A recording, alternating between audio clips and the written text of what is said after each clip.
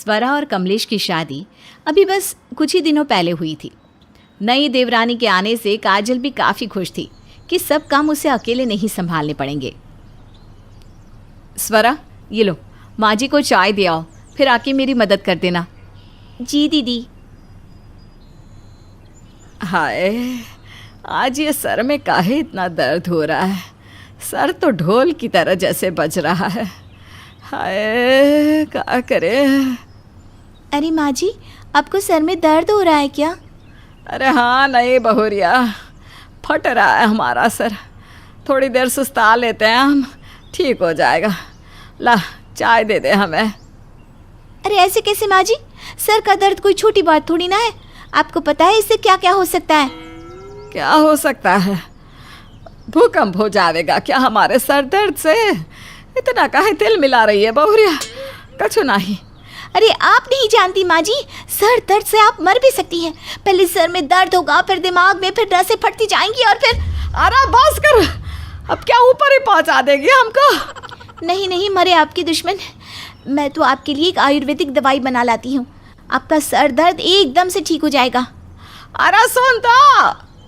पर स्वरा जी तो बिना सुने ही चली जाती है। अजीब पगलेट है ये बहुरिया भी। स्वरा किचन में कूट कूट कर कोई दवा तैयार करती है जिसमें काफ़ी गंदी बदबू आ रही थी। उसने दवा उठाई, पानी में मिला दी और भागते हुए अपनी सास के पास गई। ये लीजिए माँ जी, पी लीजिए इसे, कुछ ही देर में दर्द बिल्कुल गायब हो जाएगा। अरे ये क्या बाढ़ लाई है बहुरिया, मरे हुए चूहे की बदबू आ रही है इसमें तो। अरे माँ जी, मेरा नुस्खा है ये, पीजिए, चलिए पीजिए जल्दी से। भगवान, पता नहीं क्या पिला दियो तूने बहुरिया, हमें तो पेट में दर्द होने लग गया। देखा, मैंने कहा था ना, सर में से उतर जाएगा दर्द। देखा मेरी दवाइयों का जादू। कावेरी सर पे हाथ पकड़कर बैठ जाती है। स्वरा हर छोटी बात पर आयुर्वेदिक दवाइयाँ बनाने का शौक रखती थी, पर अब उसका ये शौक दूसरों पर भारी पड़ रहा था। एक दिन स्वरा काजल के रूम में आती है। काजल अपने आप को खुजा रही थी। अरे दीदी, क्या हुआ आपको? आपने तो खुजा खुजा के अपने हाथ लाल ही कर लिए हैं। अरे पता नहीं कौन सी एलर्जी हो गई है, बहुत खुजली हो रही है।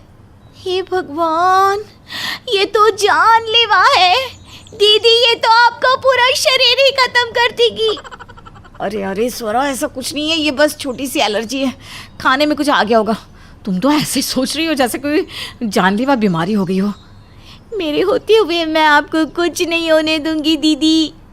मेरे पास ना एक ऐसा लेप है जिससे सब कुछ ठीक हो जाएगा, मैं अभी बना कर लाती हूँ। अरे सुन तो स्वरा। नहीं दीदी, मैं आपको ठीक करके रहूंगी। स्वरा काजल की कोई बात नहीं सुनती और लेप बनाने चली जाती है। उसने लेप बनाने के लिए गाय के गोबर का इस्तेमाल किया था, जिससे इतनी गंदी बदबू आ रही थी कि कोई उससे छू भी ना पाए। पर स्वरा तो बस जिद पर थी कि वो लेप काजल को लगा के ही रहेगी। स्वरा, ये तुमने क्या लगा दिया मुझे? गाय के गोबर की बदबू से कोई मेरे पास भी नहीं आएगा। अरे अच्छा है ना दीदी, कोई पास नहीं आएगा तो आपकी एलर्जी किसी और को लगेगी नहीं और आप जल्दी ठीक हो जाएंगी। स्वरा की लेप की वजह से काजल कई दिनों तक, यहाँ तक कि कई तरह के साबुनों के नहाने के बाद भी उसके पास कोई नहीं आ रहा था। यहाँ तक कि उसका खुद का पति भी उससे दूर भाग रहा था। वो रोकर अपनी सास के पास जाती है। देखिए ना माँ जी, आज बाजार गई थी तो सब्जी वाले ने भी कह दिया, बहन जी थोड़ा दूर रहिए, लगता है आप नाकर नहीं आई। मेरी तो शर्म से जैसे गर्दन ही झुक गई। ये सब ना उस स्वरा के लेप की वजह से हुआ है। अरे इस बहुरिया ने तो परेशान कर दिया है। कल ही तुम्हारे ससुर जी को पता नहीं कौन सा काढ़ा दे दिया, बस तब से बाथरूम से बाहर ही नहीं आ रहे, बेचारे अधमरे से हो गए जा जाके। अरे माँ जी, ये तो कुछ भी नहीं। उस दिन स्वरा ने दूध वाले भैया को खांसी का कोई चूरन दे दिया तो उनकी तो आवाज़ ही बैठ गई। अब वो हमारे यहाँ दूध देने भी नहीं आते। हे भगवान, पता नहीं क्या सा भूत सवार है इस बहुरिया पर दवाई बनाने का। जब देखो दवाई खाना खोल कर बैठ जाती है। कुछ तो करना पड़ेगा इसका, नहीं तो ये हम सबको एक दिन ऊपर ही पहुंचा देगी। हाँ माँ जी, आप कुछ सोचिए ना प्लीज़। दीदी, दीदी कहाँ है आप? देखिए, मैंने आपके लिए आयुर्वेदिक शरबत बनाया है। अरे बाप रे, मैं भाग रही हूँ। माँ जी! स्वरा की इस पागलपन से अब हर कोई परेशान हो चुका था, पर अब दिक्कत ये थी कि उसे समझाया कैसे जाए। काजल, स्वरा, अरे देखो तो घर के बाहर पानी पूरी वाले भैया आए, आ जाओ दोनों। माँ जी, दीदी तो पूजा कर रही हैं। ठीक है, चल तब तक तू खा ले गोलगप्पे, काजल बाद में खा लेगी। भैया एकदम मज़ेदार पानी पूरी बनाना हमारी बहुरिया के लिए। हाँ भैया, मुझे चने के मसाले में पानी पूरी देना। जी, ये लीजिए। अरे भैया, मसाले में तो चने है ही नहीं, क्या कर रहे हैं आप? ठीक है, छोड़िए, मुझे खट्टा मीठा पानी ही पिला दीजिए। अच्छा अच्छा, ये लीजिए। भैया कितना तीखा है, मेरी जीभ जल गई। हे भगवान, जल्दी से मीठे पानी वाली दीजिए ना पानी पूरी। हाँ हाँ, ये लीजिए। अरे भैया, ये तो खट्टा पानी है, आप क्या कर रहे हैं? मेरी जीभ जल रही है। असल में बहन जी, ये हमारा ठेला नहीं है, हम तो बस कुछ देर के लिए यहाँ देखभाल के लिए खड़े थे, जब तक इसका असली मालिक आ नहीं जाता। अरे तो भैया, आपको क्या जरूरत थी दूसरे का काम करने की? आपने सुना नहीं, जिसका काम उसी को साजे। ये लो पानी स्वरा। हाँ, तुमने बिल्कुल सही कहा, जिसका काम उसी को साजे। दूजा करे तो बंदर लागे। तू भी तो यही करती है ना बहुरिया, दवाई खाना खोल के बैठ जाती है और अलग अलग तरह की दवाई बना के हमें परेशान कर देती है। आज पता चल गया ना, जिसका काम हो उसी को करना चाहिए। ये लो भैया तुम्हारे पैसे, हमारा काम हो गया। अब ऐसे देखने की ज़रूरत ना है, तुम्हें सबक सिखाने के लिए ही ये सब हमने किया था। हाँ माँ जी, आ गई मुझे अकल। आगे से ध्यान रखूंगी कि किसी को भी ऐसे आलतू फालतू दवाइयाँ ना दूँ। बढ़िया है। चलो अंदर चलते हैं। माँ जी, मैंने कल ही ना एक नया काढ़ा सीखा है, आपकी खांसी छू मंतर हो जाएगी, अभी बना कर लाती हूँ। तभी कावेरी और काजल जोर से चिल्लाते हैं, रुको स्वरा, रुको स्वरा।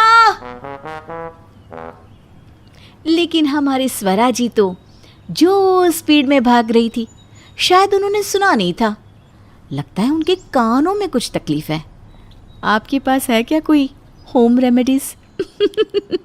ममता की 3 बहुएं हैं, ईरा, नव्या और आकृति। सभी बहुओं की तरह इन तीनों में भी बहुत लड़ाई होती है, लेकिन जहाँ जिठानी ईरा हमेशा अलग रहती है, वहीं ईरा की दोनों देवरानियाँ नव्या और आकृति मिलकर ईरा को सबक सिखाती हैं। इनकी लड़ाई में बेचारी सास हमेशा फंस जाती है। हालांकि वो तीनों में तालमेल बिठाने की भी जतन करती है, लेकिन उसकी सभी कोशिशें नाकाम रहती हैं। अब देखना यह है कि एक जेठानी और 2 देवरानी के बीच की लड़ाई क्या रंग लाएगी। नव्या बहू, जरा बाहर तो आना और आकृति को भी साथ ले आना। अपनी सास की आवाज़ सुनकर नव्या और आकृति अपने कमरे से बाहर आती हैं। जी माँ जी, आपने बुलाया हमें? नव्या बहू, ये देख, मेरी चप्पल टूट गई है, इसे ठीक करवा देना। लेकिन माँ जी, ये तो बहुत पुरानी हो गई है, अब इन्हें फेंक दो ना। अरे बहू, ऐसे कैसे फेंक दूँ? अभी तो नई है, बस थोड़ी सी टूट गई है, तू इसे अच्छी तरह से ठीक करवा दे। मैं तो इन्हें 2-4 साल और चला सकती हूँ। माँ जी, आपने मुझे भी तो बुलाया था ना, मुझे भी चप्पल ठीक करवानी है क्या? अरे नहीं बहू, तो गार्डन साफ करते, सभी पेड़ पौधों को अच्छी तरह से देखना है। जो भी सूखे या खराब पत्ते हो उन्हें काट देना और पौधों में खाद भी डाल देना। ममता दोनों बहुओं को काम देकर चली जाती है। दोनों आपस में बात करती हैं। देखा आकृति, तुमने माँ क्या क्या काम देकर गई है हमें। मुझे तो माँ जी ने माली बना दिया, अब पूरा दिन लग जाएगा इसी काम में। माँ जी ने हमें तो ये फालतू का काम दे दिया, लेकिन जिठानी जी से कुछ भी नहीं कहती। आकृति, ध्यान से देखो इन चप्पलों को, तुम्हें लगता है कि ये 2-4 साल चल पाएंगी? लगता है ये माँ जी इन चप्पलों का पीछा इतनी आसानी से नहीं छोड़ने वाली। हमारे बच्चों की मुंह दिखाई में भी यही देने वाली है। पता नहीं माँ जी हमसे इतना भेदभाव क्यों करती है। जिठानी जी से तो कभी इस तरह के आलतू फालतू के काम नहीं कराती, और हम दोनों को तो बस चप्पल ठीक करवाने और गार्डन की सफाई के लिए ही रख रखा है। चलो छोड़ो, अपना काम ख़त्म करते हैं, नहीं तो माँ जी की बातें कौन सुनेगा। नव्या और आकृति अपने अपने काम में लग जाती है। अगले दिन ममता ईरा को कहती है, ईरा बहू, मैं 1-2 दिन के लिए अपनी बहन के घर जा रही हूँ। घर की सारी जिम्मेदारी तुम्हारे ऊपर है, ध्यान रखना। और हाँ, ये लो बिजली का बिल, आज शाम से पहले जमा कर देना, नहीं तो पेनल्टी लग जाएगी। जी माँ जी, आप आराम से जाइए, मैं संभाल लूँगी सब कुछ। ममता चली जाती है, लेकिन यूँ घर की सारी जिम्मेदारी ईरा के हाथ में सौंप कर ममता का जाना नव्या और आकृति को बिल्कुल पसंद नहीं आया। आकृति, देखा तुमने, माँ जी सारी जिम्मेदारी जिठानी जी को सौंप कर गई है। माँ जी को जितना भरोसा जिठानी जी पर है ना, हम पर नहीं है, हमें ही कुछ करना पड़ेगा। आकृति और नव्या ने ईरा को परेशान करना शुरू कर दिया। उन दोनों ने बिजली का बिल छुपा कर रख दिया और नमक, मिर्च और हल्दी के सारे डिब्बे भी गायब कर दिए। उसके बाद नव्या ने आकृति से कहा, आकृति, हम थोड़ा घर भी बिगाड़ देते हैं, माँ को और भी ज़्यादा गुस्सा आ जाएगा। नहीं नव्या, ज़्यादा कुछ करेंगी तो माँ को शक हो जाएगा और जिठानी जी के साथ साथ माँ जी हमारी भी क्लास ले लेंगी। उन्हें लगेगा कि हम दोनों ने ही कुछ गड़बड़ की है। हाँ, तुम ठीक कह रही हो, हमें जल्दबाजी नहीं करनी चाहिए। थोड़ी देर बाद ममता घर में आई तो ये सब कुछ देखकर कहती है, ईरा बहू, तुम्हें घर की जिम्मेदारी देकर गई थी ना, ये क्या किया है तुमने? क्या हुआ माँ जी?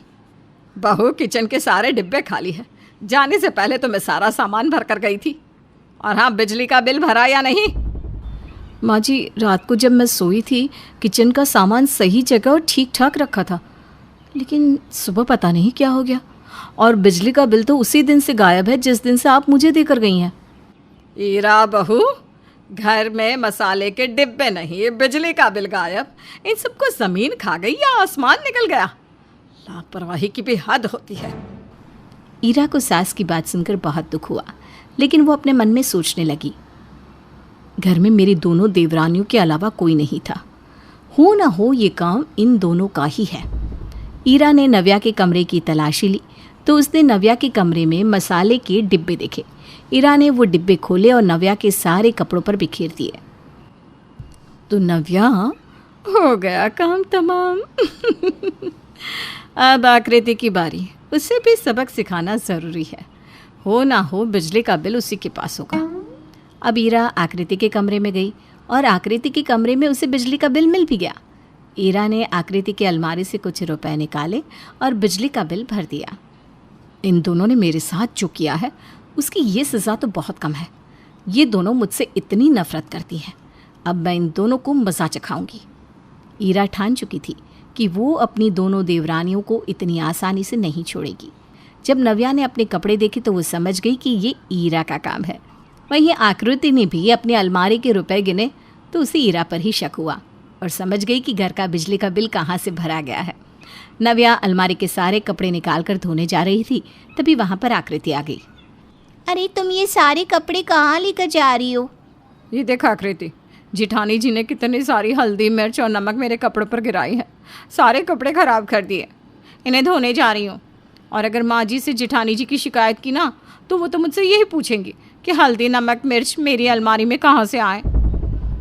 जिठानी जी ने मेरी अलमारी से रुपए निकाल कर बिजली का बिल जमा किया है, क्योंकि मेरी अलमारी से उतने ही रुपए गायब है जितना कि बिजली का बिल था और उसके साथ लगी पेनल्टी थी। और ये बात मैं भी माँ जी को नहीं बता सकती, क्योंकि उन्हें पता चल जाएगा कि बिजली का बिल मेरे कमरे में था। जिठानी जी सही खेल खेल गई हमारे साथ। ईरा दोनों देवरानियों की बातें सुन रही थी। उसने सोचा, मेरी प्यारी देवरानियों, अभी मैंने खेल खेला कहाँ है, अभी तो खेल शुरू हुआ है। नव्या, मैंने तुम्हें प्राचीन ना कर दिया ना तो मेरा नाम भी ईरा नहीं। और आकृति, तुम्हारी तो मैं आकृति और प्रकृति दोनों ही बिगाड़ दूंगी। ईरा ये सब सोच ही रही थी, तभी ममता ने अपनी तीनों बहुओं को बुलाया। ईरा, नव्या, आकृति, यहाँ आओ तुम तीनों। जी माँ जी, आपने बुलाया? देखो, कल हम सब लोग वैशाली मौसी की लड़की की शादी में जा रहे हैं। मुझे सुनार की दुकान से कुछ गहने मंगवाने हैं। मैं सोच रही हूँ कि तुम में से किसे भेजूँ जो ये जिम्मेदारी निभा सके। माँ जी मैं चली जाती हूँ। अरे रहने दे बहू, मुझे पता है तुम कैसी जिम्मेदारी निभाती हो। मैं 2 दिन के लिए क्या गई थी, तुमने तो घर की काया ही पलट कर दी। हम दोनों जाएं क्या? हाँ, हम संभाल कर लाएंगे सारे जेवर। ठीक है बहू, चली जाओ तुम दोनों, लेकिन ध्यान से जाना। हाँ। नव्या और आकृति सुनार की दुकान पर चली जाती हैं और वहाँ से बहुत सुंदर सुंदर जेवर लेकर आती हैं। जब वो घर आती है तो उनकी सास सो रही थी। उन्होंने वो जेवर अपनी सास की अलमारी में रख दिए और वहाँ से चली गई। मौका पाकर ईरा ने वो गहने निकाल लिए और ममता जब सोकर उठी तो उसने अपनी बहुओं से पूछा, नव्या, आकृति, तुम दोनों जेवर ले आई ना? हाँ माँ जी, अब सो रही थी तो आपको उठाना ठीक नहीं समझा। आकृति, जाओ माँ जी की अलमारी से जेवर निकाल लाओ। अब आकृति को अलमारी में जेवर मिल ही नहीं रहे थे। जब उसे ममता के कमरे में गए हुए काफ़ी देर हो गई तो सभी आकृति के पास आ गए। क्या हुआ आकृति, इतनी परेशान क्यों हो रही हो? हमने जो गहने यहाँ रखी थी वो यहाँ नहीं है।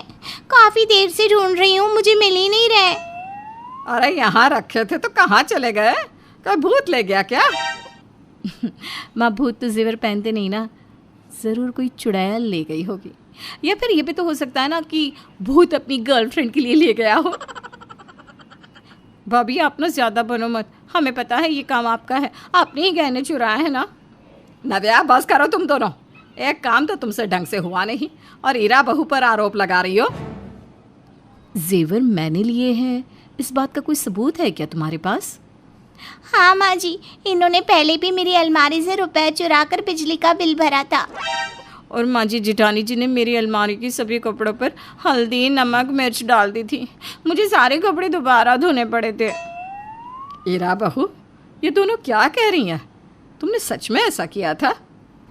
माँ, वो सब गहने मैंने ही चुराए हैं, क्योंकि मैं अपनी प्यारी प्यारी देवरानियों की असलियत आपके सामने लाना चाहती थी। आप घर की जिम्मेदारी मुझे सौंप कर गई थी, तो इन दोनों ने ही बिजली का बिल गायब कर दिया और इन दोनों ने मिलकर नमक, हल्दी, मिर्च के डिब्बे भी गायब कर दिए। ममता ने जब नव्या और आकृति से पूछा तो उन दोनों ने सब कुछ सच सच बता दिया। शर्म आनी चाहिए तुम दोनों को, एक ही घर में रहकर इतनी घटिया हरकतें करती हो। ममता ने उन दोनों को बहुत डांट लगाई। दोनों बहुओं ने अपनी सास और जेठानी से माफ़ी तो मांगी, लेकिन ईरा को इस बात का पूरा यकीन है कि उसकी दोनों देवरानियों का हृदय परिवर्तन इतनी जल्दी नहीं हो सकता, तो वो आगे की चुनौतियों के लिए एकदम तैयार है। घर का कोई भी अच्छा काम होता तो सास शीला की देवरानी से ही कराती।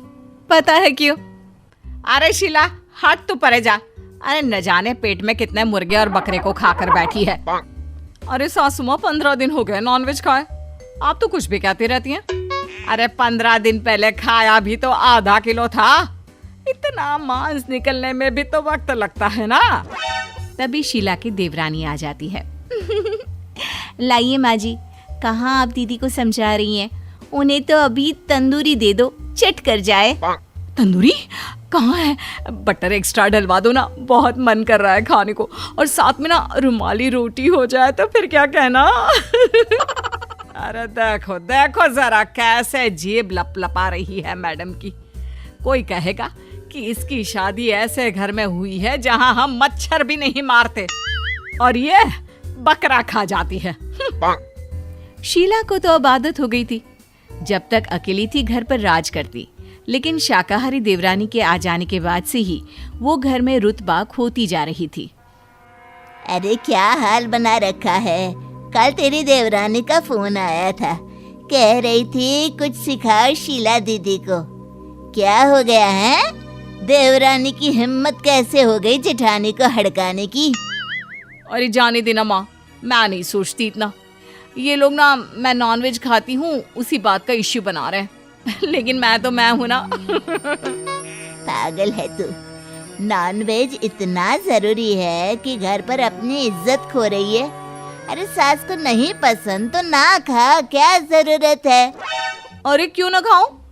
बहन, ना खाना अपनी मर्जी का हर इंसान का हक है। वैसे भी माँ, मैं उनकी इज्जत करती हूँ, ये कम है क्या? देख ले बेटा, ज्यादा पढ़ा दिया है ना मैंने तुझे, तो तेरे सवालों का जवाब नहीं है मेरे पास। जो सही लगे कर। माँ फोन रख देती है और तभी घर के दरवाजे की बेल बजती है। अरे सत्यनारायण की पूजा है आज, लेकिन पंडित जी इतनी जल्दी कैसे आ गए? माँ देखिए, पंडित जी है या फिर कोई दीदी का नया नाटक। शीला कमरे में ही बैठी नेल पॉलिश लगा रही होती है कि सास की आवाज कान पर जोर से पड़ती है। अरे फटे मुंह, या किसने मंगाया है तंदूरी चिकन? अरे पता नहीं क्या घर पर पूजा है आज। आपका नाम शीना है? क्योंकि उन्होंने कहा था कि किसी को ये पैकेट ना देना और ना ही बताना कि इसमें तंदूरी चिकन है। सास को तो ये सुनकर और भी गुस्सा आ जाता है। वो जोर जोर से चिल्लाने लगती है। अरे फिटे मुंह, क्या बोल रहा है? घर है मेरा, मेरे घर में पूजा है, ऊपर से ये बहू मेरा सत्यानाश करवाने पर तुली है। अरे छोटी, जा जरा ये बड़ी के कमरे में पूछ तो क्या है, क्यों आज के दिन इसने तंदूरी मंगवाया? रहने दीजिए ना सासू माँ, क्यों उनके कमरे में जाकर अपना धर्म भ्रष्ट करना। और क्या करेंगी बात करके? दीदी को जब पता है कि पूजा है तो रुक जाती एक दिन, लेकिन नहीं। अरे मेरी माँ ने तो इस घर में शादी ही ये देखकर की थी कि लड़के की माँ पूजा पाठ वाली है, धर्म की ज्ञानी है। और तभी वहाँ ससुर जी आ जाते हैं। और बस कर बहू, इतनी क्वालिटी तो मेरी माँ ने भी नहीं देखी थी इसकी जब मेरी शादी करवा रही थी तो। अरे चुप रहो, गलत क्या बोल रही है वो? मैं हूँ धर्म की ज्ञानी, और हाँ, इस घर में नॉन वेज नहीं आएगा। बोल दिया तो बोल दिया। तभी वहाँ शीला आ जाती है। वो घर का माहौल देखकर समझ जाती है कि दाल में कुछ काला है। क्या हो गया सासू माँ, ये कुमकुम की तरह लाल क्यों हो रही हैं आप? बता रही हूँ बहू मैं तुझे, अपनी हरकतों से बाज आ जा, नहीं तो थोड़े दिन छोटी के साथ रह ले, देख कैसे रहा जाता है ससुराल में। अब बड़ी शीला को गुस्सा आ जाता है। माँ जी, मैंने क्या गलत किया है? मुझे तो समझ में ही नहीं आता। अरे आपने कहा नॉन वेज छोड़ दो, मैंने वो भी छोड़ दिया, और क्या कर लूं? छोड़ दिया?